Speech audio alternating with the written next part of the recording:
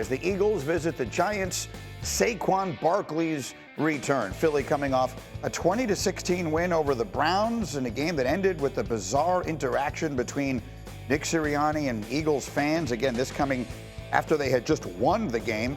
Here was Sal Paolantonio on what's at stake.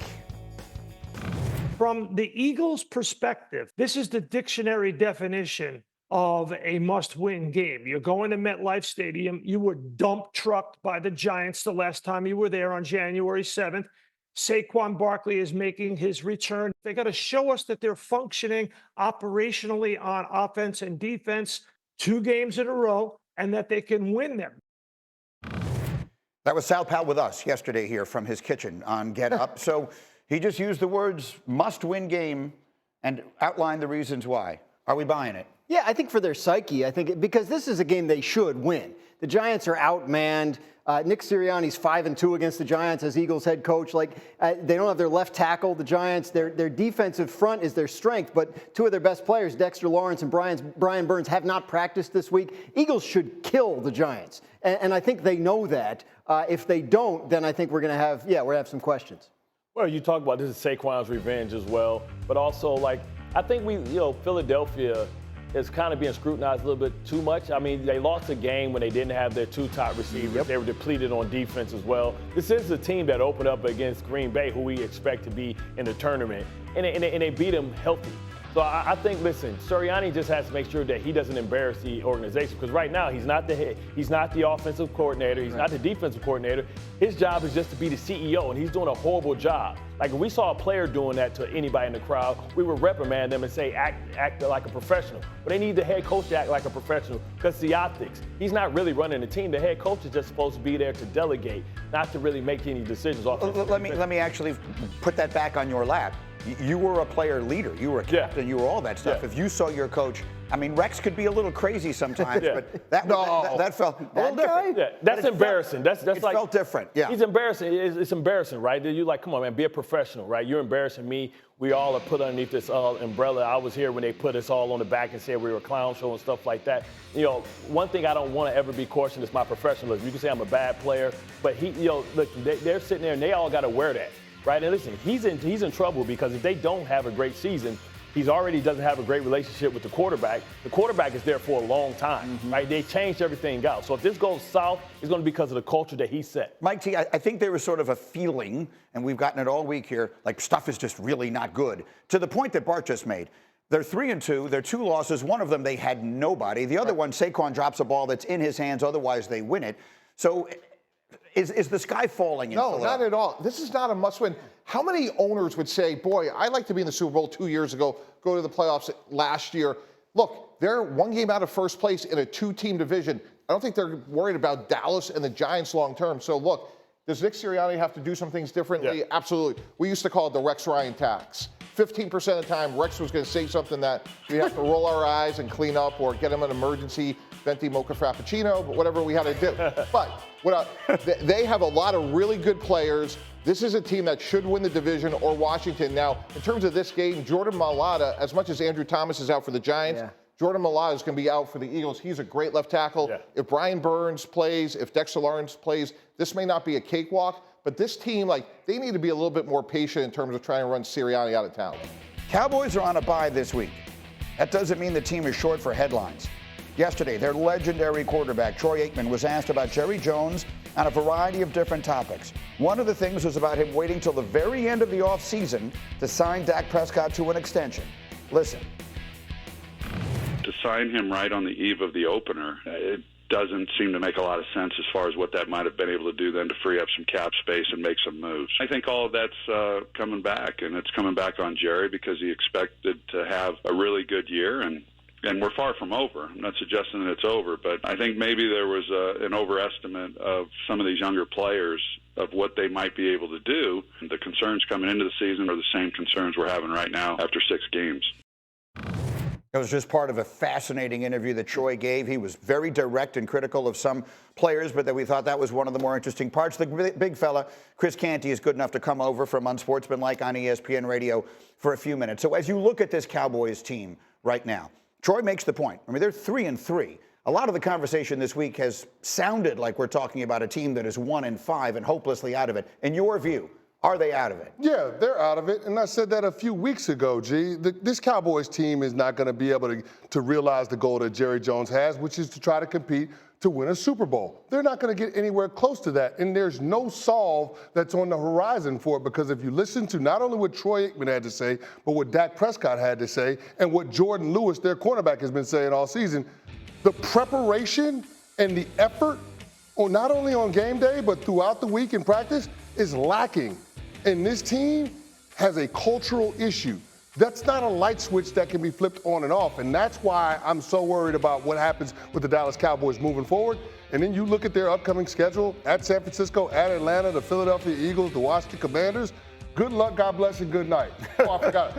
I mean, yeah, and the Houston Texans are in there too. It was as good as anybody in the entire AFC. No, I'm with you. It's funny, earlier this morning when we were in our meeting, Mike Tannenbaum said, I still give them a puncher's chance of making the back end of the playoffs. Yeah. And I guess the point is, but that's not that's not getting it done. That's not what any fan, that's certainly not what the owner wanted to hear. No. But go ahead, Dan. No, I mean, I think the point is, they're never going to be as bad as they were this past Sunday. I mean, that was a complete meltdown and a complete embarrassment, and you would think they would play better than that going forward. But yeah, I don't think it's a Super Bowl contending team. It's a thin roster that is playing without two of its best players on defense and can't really afford to do that because it's a thin roster. On offense, they haven't, they have two rookies playing on the offensive line who I think will probably get better, but they have one receiver. They have no running game whatsoever. I mean, I think what Troy's saying about waiting to sign Dak is a little off, because I don't think they would have played in free agency anyway.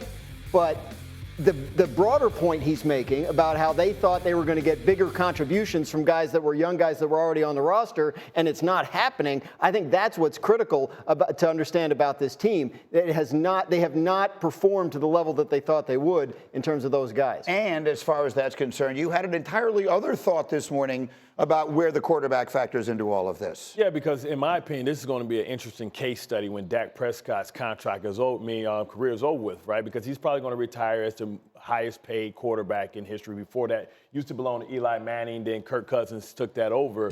But Eli Manning won Super Bowls. And part of the reason why this roster is so thin is because it was more important to him to be the highest paid quarterback in the NFL and not leaving a little wiggle room for Jerry Jones to go out there and to make some offseason moves, right? We look at Patrick Mahomes and we talk about why he's compared to the GOAT. Well, he's the GOAT in more ways than one, because he's a guy that should be the highest paid player in football altogether. But he's a guy that leaves a little bit so I can keep Chris Jones, because he realizes that I need players. And the problem is, and you heard Graz say, that this roster is thin. And so what happens is, if any one of those important players get hurt, his backup is so diminished. It's such a big difference between his backup that you can't be functional. This roster is good if everybody's healthy, but it's because Dak Prescott decided to be the highest paid player in the NFL and not leave a little cheese on the taco. What do you think of that, Mike? Yeah, no, I think there's something to that. We always talk about with Tom Brady leaving money on the table for a surrounding cast. And look, the running back position, we've talked like Derrick Henry, whoever, but look, they could go get somebody like Chuba Hubbard, who's $1.8 million. And I think when you look at that and 4 defensive starters that were missing against Detroit in Deron Bland, Kendricks, DeMarcus Lawrence, and Micah Parsons, it's going to look better. And I would push back on what Chris said about culture. When a team wins 12 games, 3 consecutive years, there's something going on there that's working between the head coach and the quarterback. So I don't think they're on the precipice of the Super Bowl like Detroit may be, or some of those other teams in the NFC, but I don't think it's as bad as it was either on Sunday. Well, here's the thing, Mike T. You don't have to take my word for it. Just listen to what the players in the locker room are saying. Dak Prescott is saying, we're not doing what we need to do at practice. Jordan Lewis said, we don't have the attention to detail. That was back in September. You can even go back to last year after the playoff loss, where Tank Lawrence said, we were too burnt out to compete against the Green Bay Packers. If that's not culture, I don't know what is.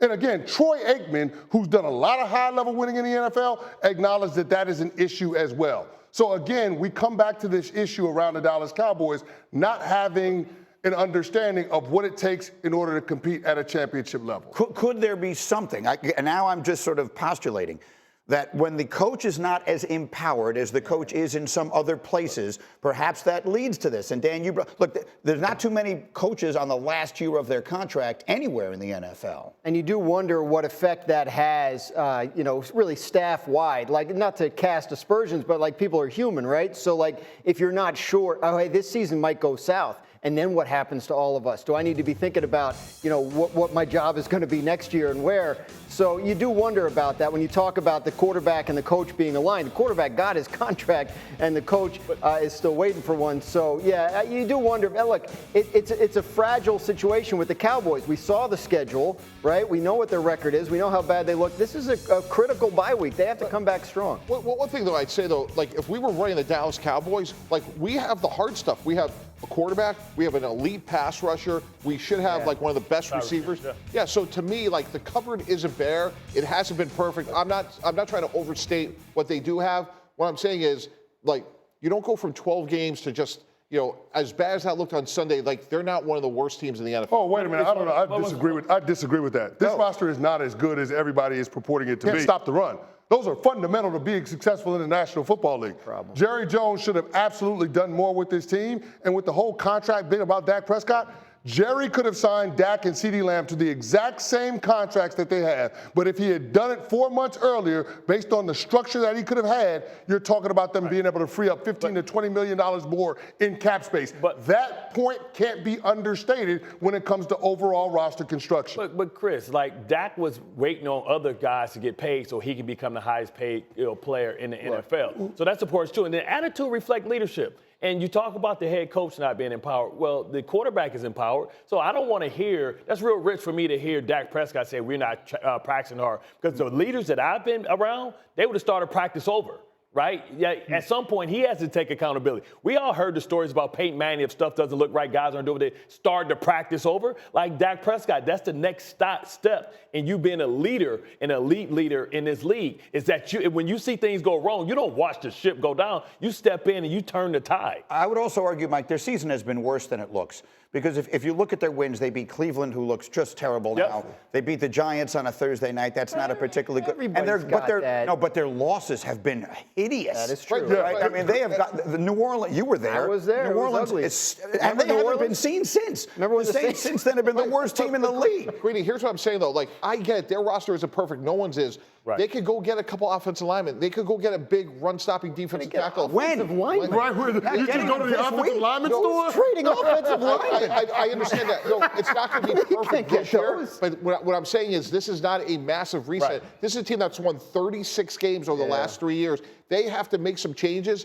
But I'm telling you, the hard part is there. But maybe that's the point, is that was their window. Like, exactly this is their dip. Yeah. And they didn't take advantage of it. Final word to Chris, because I'm going to have to let him go. 1,000% right. I mean, right now, if the playoffs were to start, they'd be on the outside looking in. And they're looking up in their division to the Philadelphia Eagles and a rookie quarterback in Jaden Daniels, who doesn't look like he's going anywhere anytime soon in terms of being one of the best quarterbacks in the NFC. So, yeah, there's a problem that the Dallas Cowboys are dealing with. They're getting older, they're getting more expensive, and that's resulting in the team not having as much depth, not having as much overall talent. Yeah, you can't miss your window in the league, Like, they had that shot. And now it won't be closed forever. Like, they'll reset. They'll see what they can come back with in a year or two, to your point. But right for this moment. But you usually pay the quarterback $60 million at the beginning of the window and not the end of the window. Well, look, they've got a lot of things backwards. You've been paid twice. I have to let him go. I'm getting yelled at.